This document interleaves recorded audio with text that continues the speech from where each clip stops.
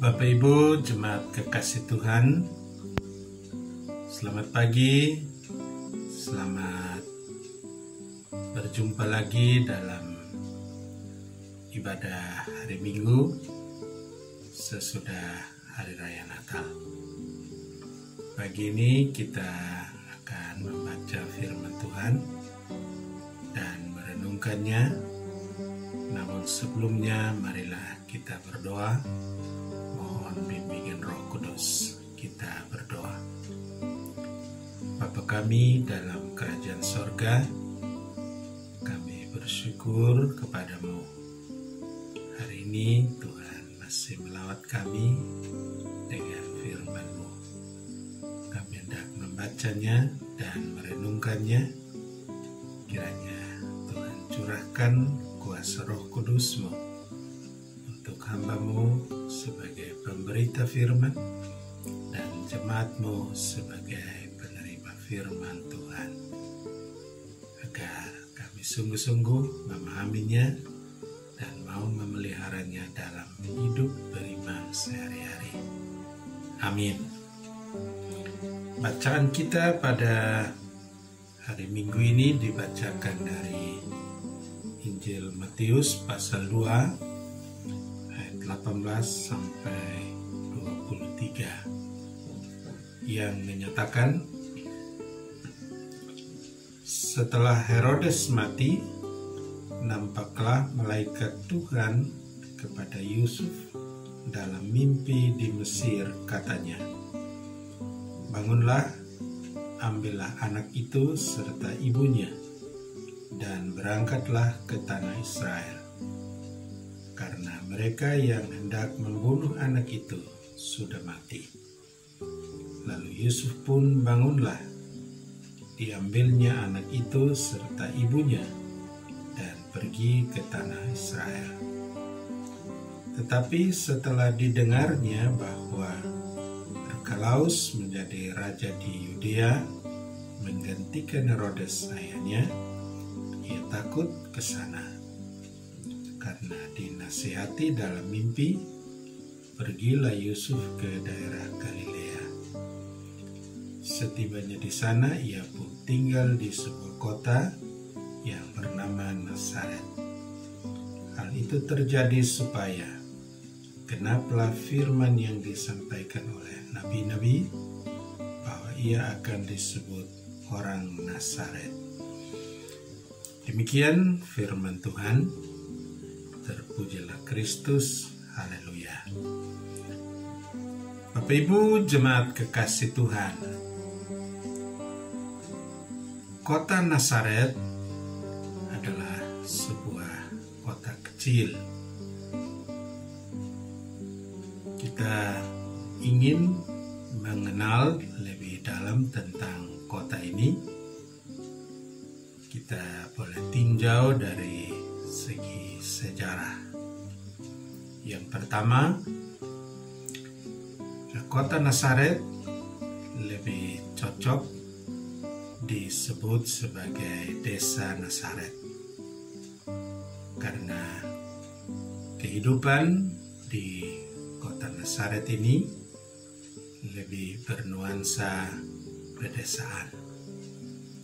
Di sana orang-orang Nazaret kehidupan sehari-hari dari pertanian, peternakan, perkebunan, perikanan, dan pekerjaan-pekerjaan kecil lainnya.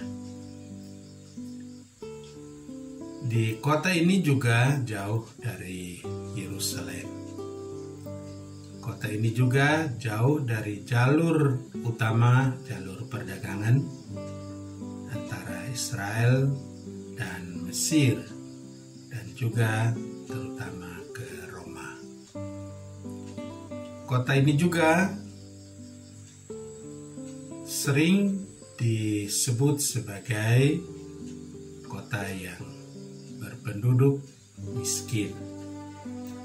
Kota yang berpenduduk juga banyak orang-orang sakit, banyak juga orang-orang pengemis, banyak orang juga yang sering kerasukan setan, bahkan juga ada orang gila. Tetapi itulah kondisi dari kota Nazaret ini, di mana Yesus dan orang tuanya tinggal di dalam kota ini selama 30 tahun. Sesudah itu 3 tahun Yesus melayani di sekitar Galilea, wilayah Galilea di mana kota Nazaret ada, dan ke Yerusalem. Yang kedua, dari segi keberagaman penduduk, bahwa kota ini memang berisi orang-orang yang beragam bangsa dan etnik, suku, dan agama. Yesus tumbuh di tengah-tengah masyarakat yang heterogen. Ada satu pertanyaan, mengapa Yusuf dan Maria yang adalah asli dari suku Yahuda keturunan Daud, mereka harus tinggal di Nazaret. Padahal Nazaret ini adalah sebuah kota di wilayah Galilea, tanah Zebulon atau Naftali, yang pada masa pembuangan wilayah-wilayah ini ada di Israel Utara. Tetapi kita langsung memaklumi bahwa Israel dalam masa penjajahan, baik dari Asyur, Babilonia, Media, Persia, Mesir, Syria, bahkan Roma, orang-orang Israel selalu diserahkan ke daerah-daerah kekuasaan yang dikehendaki, atau bisa juga karena mereka tersingkir, karena mereka tidak punya status sosial yang baik.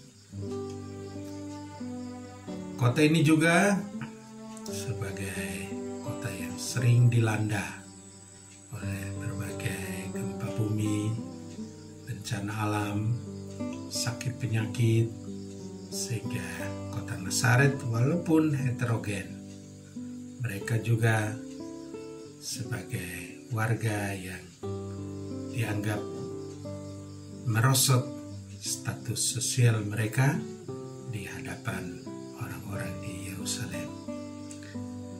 Yang ketiga, dari segi politis, Nazaret sebenarnya adalah sebuah kota yang sengaja diincar untuk dibumi hanguskan, baik oleh Kaisar Romawi diwakili Pilatus, Herodes, Raja Yudea, dan ahli-ahli Taurat. Oleh karena bukan orang Nazaret itu adalah orang-orang hebat atau orang-orang pandai, tetapi karena Yesus ada di kota itu, kita memahami bahwa Yesus sejak lahir sudah menjadi ancaman baik dari Roma, Herodes maupun ahli-ahli Taurat. Yesus berada di kota Nazaret dan ia bersama ayah dan ibunya tumbuh seperti masyarakat lain yang bekerja di bagian pekerjaan mereka masing-masing. Kota Nazaret ini juga selalu diintai, selalu diamat-amati oleh orang-orang yang bertugas sebagai intelijen, baik dari Roma maupun dari kerajaan maupun dari ahli-ahli Taurat. Sehingga kota ini bisa dikatakan kota yang terancam, kota yang tertindas, kota yang kehabisan akal, kota yang terhempas, dan kota sungguh-sungguh menjadi daerah ancaman. Oleh karena dari kota inilah ada berita besar bahwa akan lahir seorang raja yang ditandai dengan berbagai mujizat, antara lain bintang timur dan turunnya malaikat menemui para gembala di padang Efrata, sehingga para pembesar merasa kedudukan dan posisinya terancam. Kalau benar Yesus itu akan menjadi Raja Israel, Raja yang besar dan Raja yang sanggup mengalahkan bangsa-bangsa di dunia. Nah, Bapak Ibu kekasih-kekasih Tuhan, ada satu pertanyaan yang mesti kita cari jawabannya secara rohani maupun secara jasmani. Pertanyaan itu ialah, selama 33 tahun Yesus dan orang tuanya tinggal di Nazaret.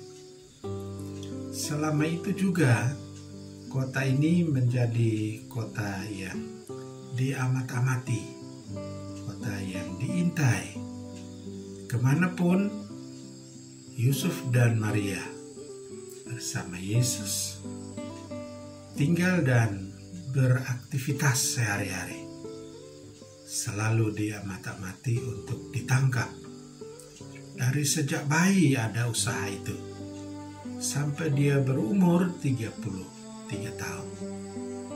Tetapi mengapa Yesus dan keluarganya terasa aman-aman saja, terlindungi, terpelihara, dan tidak terjamah oleh ancaman-ancaman yang datang dari pembesar-pembesar kerajaan?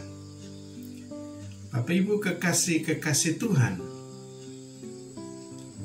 Nazaret dan Yesus adalah dua pokok yang berbeda. Bahwa Nazaret adalah sebuah wilayah kota, sedangkan Yesus dan orang tuanya adalah orang-orang yang sungguh-sungguh dipakai Allah. Bahkan Yesus sendiri adalah Allah, walaupun tampilannya tampilan manusia. Acap kali orang berpikir bahwa Nazaret selama 33 tahun aman, karena Nazaret orang-orangnya melindungi Yesus dan kedua orang tuanya. Padahal Nazaret tidak memiliki alat pertahanan yang besar atau canggih seperti yang dimiliki oleh kerajaan maupun dimiliki oleh Kekaisaran Romawi. Yesus dan Nazaret boleh menggambarkan kepada kita secara rohani bahwa Yesus dan Nazaret membalikkan segala logika yang hidup di dunia ini, bahwa jika ada harta yang disimpan di suatu tempat, maka tempat itulah yang melindungi hartanya. Orang menganggap secara logika bahwa Yesus aman karena dilindungi oleh Nazaret. Padahal Yesus membalikkan logika itu, bahwa bukan Nazaret yang melindungi Yesus, tetapi Yesuslah yang melindungi Nazaret. Nazaret adalah tempat di mana harta yang tak ternilai tersimpan di dalam kota itu, yaitu Yesus. Kalau logika dunia menyatakan bahwa tempat yang melindungi harta, brankas yang melindungi harta yang ada di dalam brankas, atau bank yang melindungi keuangan para nasabah yang tersimpan di bank. Tetapi Nazaret dan Yesus membalikkan logika tersebut, bahwa bukan Nazaret yang melindungi Yesus, tetapi Yesuslah yang melindungi Nazaret. Bapak Ibu kekasih-kekasih Tuhan, sesungguhnya kita ini adalah Nazaret.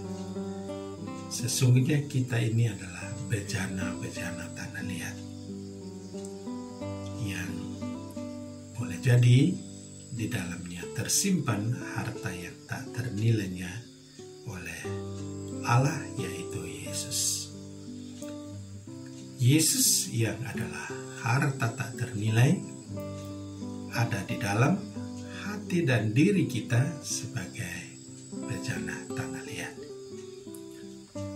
Seburuk-buruknya seseorang, atau sesederhananya seseorang, atau orang yang tidak memiliki apa-apa dalam hidup ini, hidup secukup-cukupnya saja. Tetapi kalau di dalam dirinya ada Yesus yang adalah harta yang tak ternilai, maka Yesuslah yang melindungi orang tersebut. Orang tersebut tidak mudah pecah. Orang tersebut tahan banting. Sebaliknya, ada orang yang cantik, ada orang yang ganteng, ada orang yang sangat berada dan berkelebihan. Tetapi kalau dia tidak menyimpan Yesus di hatinya sebagai harta yang terbesar, maka orang-orang ini akan mudah jatuh, mudah pecah. Bapak Ibu kekasih-kekasih Tuhan, Rasul Paulus pernah berkata bahwa kami mempunyai bejana tanah liat, supaya nyata bahwa kekuatan yang melimpah-limpah itu berasal dari Allah, bukan dari diri kami. Dalam segala hal kami ditindas, namun tidak terjepit. Kami habis akal, namun tidak putus asa. Kami dianiaya, namun tidak ditinggal sendirian. Kami dihempas, namun tidak binasa. Ya, Paulus mengungkapkan dirinya seperti seorang Nazaret, bahwa dia adalah orang yang seperti bejana terbuat dari tanah liat, yang mudah pecah, mudah dibanting, dan mudah dihancurkan.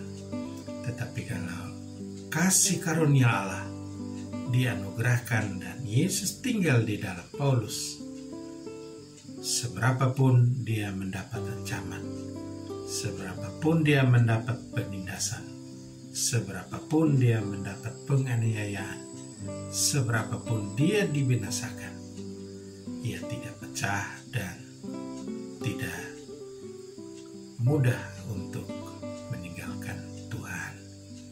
Ia mengatakan bahwa meskipun kami dianiaya, tetapi tidak terjepit. Meskipun dianiaya, tapi kami tidak ditinggal sendirian. Meskipun kami kehabisan akal, kami tidak putus asa, kami dihempas tapi tidak binasa. Karena apa? Karena Allah mengaruniakan Yesus ada di dalam diri Paulus. Maka Nazaret juga demikian. Bertahun-tahun dihempas tapi tidak binasa. Bertahun-tahun dia ditindas, diancam, tetapi tidak terjepit. Bertahun-tahun dianiaya, tapi tidak ditinggal sendirian. Bertahun-tahun Nazaret seperti habis akal, tetapi ia tetap mempunyai harapan. Itu disebabkan oleh karena ada Yesus di dalam kota Nazaret. Bapak Ibu kekasih-kekasih Tuhan, inilah arti rohani antara Yesus sebagai Allah yang hidup tinggal di tengah-tengah kota Nazaret, dan kota Nazaret menjadi kota yang sejak semula menjadi kota yang miskin, kota yang terhina, kota yang terancam, kota yang diolok-olok. Tetapi di kemudian hari, pada abad keempat, pada saat Kaisar Agustinus Agung menjadi Kaisar Romawi, menjadikan kota Nazaret sebuah kota keagamaan, dan dibangunlah sebuah gereja di kota Nazaret sampai hari ini. Akhirnya kota Nazaret menjadi kota yang mulia karena Yesus yang adalah orang Nazaret. Yang kedua, Bapak Ibu kekasih-kekasih Tuhan, bagaimana Yesus bisa berada di kota Nazaret? Bagaimana caranya Yesus bisa ada di dalam hidup kita sehari-hari? Bacaan kita menunjukkan bahwa Yusuf dan Maria percaya kepada suara Allah yang disampaikan oleh para malaikat, baik di Mesir maupun di Israel, maupun di Galilea, maupun di Nazaret. Percaya dalam ketaatan dan kesetiaan yang penuh, itulah yang membawa keluarga Yusuf dan Maria membawa Yesus ke dalam kota Nazaret. Membawa Yesus ke dalam hidup kita sebagai Tuhan dan Juru Selamat, tidak ada cara lain kecuali percaya dan mempercayakan diri kepada Yesus dalam ketaatan dan kesetiaan. Kalau hanya percaya saja, iblis juga percaya kepada Yesus. Tetapi satu hal yang tidak dilakukan dan tidak mungkin dilakukan iblis ialah mempercayakan hidupnya kepada Yesus. Bapak Ibu kekasih-kasih Tuhan, mempercayakan diri adalah sebuah komitmen. Setiap orang hanya bisa percaya, tetapi masuk ke dalam zona mempercayakan diri kepada Yesus, banyak orang yang masih berpikir-pikir. Tetapi kunci utama menghadirkan Yesus di dalam diri kita ialah percaya dan mempercayakan diri kepada Tuhan Yesus. Ada beberapa ilustrasi bahwa dulu pada waktu saya masih bekerja di perusahaan, mempunyai sopir yang sangat mahir mengemudi kendaraan.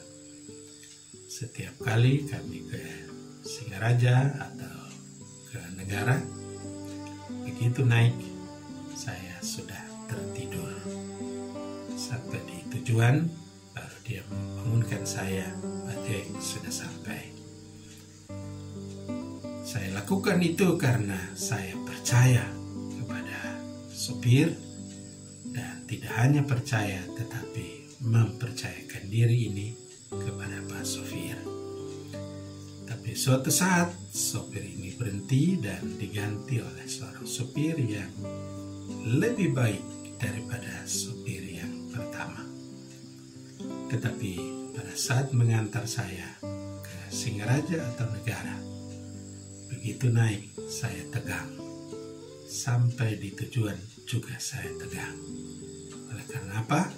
Saya percaya, tetapi belum mempercayakan diri kepada Pak Sopir. Ilustrasi kedua, ibu-ibu yang sedang hamil. Kalau memeriksakan diri ke dokter kandungan di antar suami, masuk ke kamar periksa, ibu pasti percaya bahwa dokter akan memeriksa menurut keahliannya. Pada saat di dalam dan dokter menyuruh membuka pakaian, ibu ini juga melakukannya. Oleh karena apa? Ia mempercayakan pemeriksaan, mempercayakan diri untuk diperiksa oleh Pak Dokter. Nah, itulah contoh-contoh bagaimana cara orang percaya dan mempercayakan diri kepada Yesus. Yang kedua, bahwa setelah percaya dan mempercayakan diri, yang ketiga ialah bahwa kita harus hidup di dalam roh. Di dalam tubuh ini ada dua kuasa, kuasa kedagingan dan kuasa roh. Kalau kita memutuskan untuk hidup percaya dan mempercayakan diri kita kepada Yesus, maka konsekuensinya ialah kita harus hidup di dalam roh. Hidup di dalam roh akan berbuah. Di dalam Galatia pasal 22, pasal 5 ayat 22 telah bercerita tentang bagaimana buah roh itu lahir dari tiap-tiap orang yang dipimpin oleh roh. Ada 9, ya, kasih itu sukacita, kasih itu damai, kasih itu lemah lembut, panjang sabar, ada 9. Tetapi kalau hidup ini dipimpin oleh kedagingan, maka nyata perbuatan kedagingan dalam hidup sehari-hari itu bertentangan dengan apa yang kita katakan percaya dan mempercayakan diri kepada Tuhan. Bapak Ibu kekasih-kekasih Tuhan, itulah 3 cara bagaimana menghadirkan Yesus di dalam hati kita untuk melindungi tubuh ini sebagai sebuah bejana tanah liat yang mudah pecah, yang mudah rusak dan mudah hancur. Tetapi kalau Yesus ada di dalam hidup kita, di dalam diri kita, maka kita akan menjadi orang yang tidak mudah pecah dan menjadi orang yang tahan banting. Maka marilah Bapak Ibu kekasih Tuhan, jadikanlah Yesus sebagai harta yang terpendam, harta yang tak ternilai, biarlah tersimpan di dalam hati kita sebagai penguasa, pelindung dari bejana yang rapuh yang dimiliki oleh kita. Percayakanlah hidup ini kepada Tuhan dan biarkanlah roh yang memimpin hidup ini supaya nyata bahwa kita adalah anak-anak Tuhan yang percaya kepada Yesus yang adalah Allah yang sejati, yang lahir di Bethlehem tetapi besar dan bekerja melayani di Nazaret dan Yerusalem. Kiranya Tuhan memberkati firman-Nya. Amin.